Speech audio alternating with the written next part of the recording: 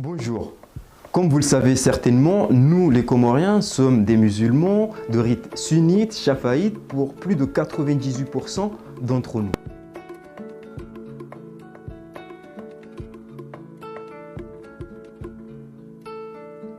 Il nous paraît du coup utile de nous intéresser à cette question en essayant de vous démontrer comment l'islam s'est-elle imposé comme étant la principale religion dans ce petit archipel de l'océan Indien.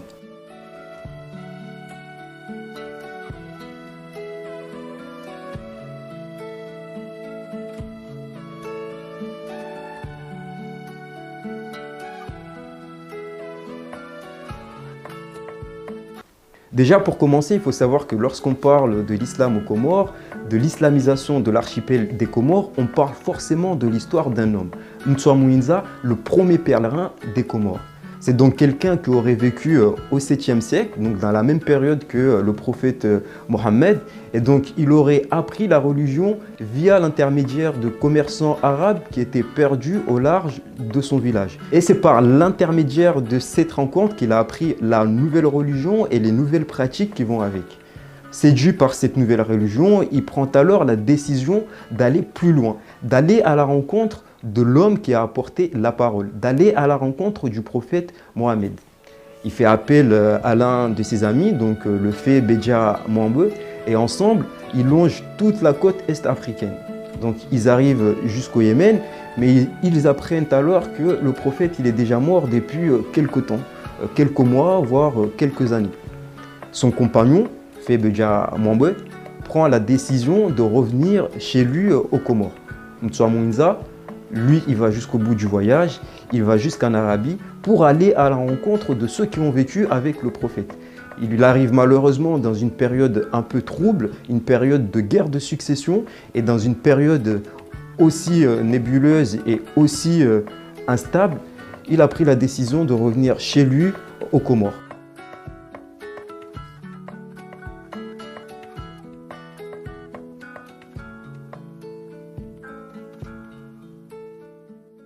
Arrivé aux Comores, il fait alors deux choses. La première des choses, c'est la construction d'une école coranique pour transmettre la nouvelle religion. Donc, c'est par cette école que les enfants vont apprendre le Coran pour pouvoir ensuite pratiquer cette nouvelle religion. La deuxième chose, c'est bien sûr la construction d'une mosquée pour pouvoir pratiquer cette nouvelle religion. C'est donc par ces deux éléments, donc l'école coranique et la mosquée, qu'il a par la suite islamisé, on va dire progressivement, l'archipel des Comores. Donc ça, c'est ce qu'on nous apprend à travers les traditions orales. Mais d'après les chercheurs, d'après les scientifiques, il semblerait que les Comores se sont islamisés à partir du 9e siècle jusqu'au 13e siècle, via justement l'intermédiaire des commerçants arabes et des Chiraziens. Et donc, on sait très bien, on voit dans la société comorienne d'aujourd'hui qu'il y a énormément des traces qui prouvent bien que ces Chiraziens, ces Arabes se sont fortement implantés dans l'archipel des Comores et qu'ils ont fortement contribué à l'islamisation de cet archipel. Mais dernièrement, au cours des années 2010-2011, il y a eu des recherches qui ont été réalisées à proximité de la mosquée de Mtwa Mouinza. Ces recherches, elles prouvent deux choses.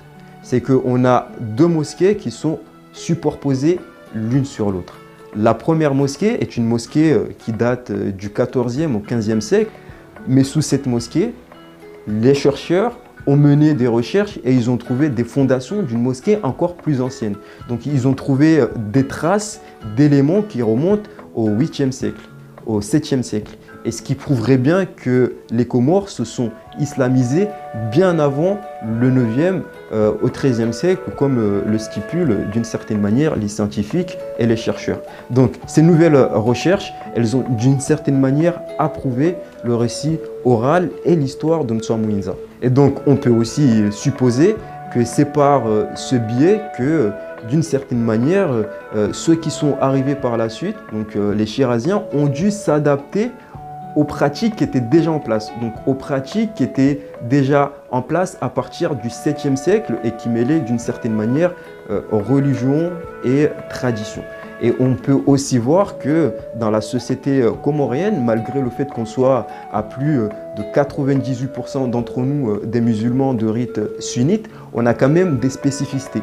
Et notamment, par exemple, en ce qui concerne l'héritage. Ce sont les femmes qui héritent de tout. Donc on peut voir sur cette question-là que malgré le fait qu'il y a eu une contribution, qu'il y a eu d'une certaine manière une influence des pays arabes, de la culture arabo-shirazienne au sein de l'archipel des Comores, on voit aujourd'hui et on peut en déduire que ces Shiraziens ont dû s'adapter à ce qui existait déjà, à ce qui était déjà en place. Et donc, contrairement à ce que beaucoup essayent toujours de nous faire croire, c'est que, en gros, pour ce qui est des Comores, les Arabes ne sont pas venus nous imposer une religion, ils ne nous ont pas forcés à oublier nos pratiques. Ça, c'est un fait. Et qu'on peut justement noter qu'en fait, pour ce qui est des Comores, il a fallu que ce soit une personne qui aille jusqu'en Arabie Saoudite pour apprendre une religion et qu'il est revenu tout simplement pour la transmettre à ses compatriotes.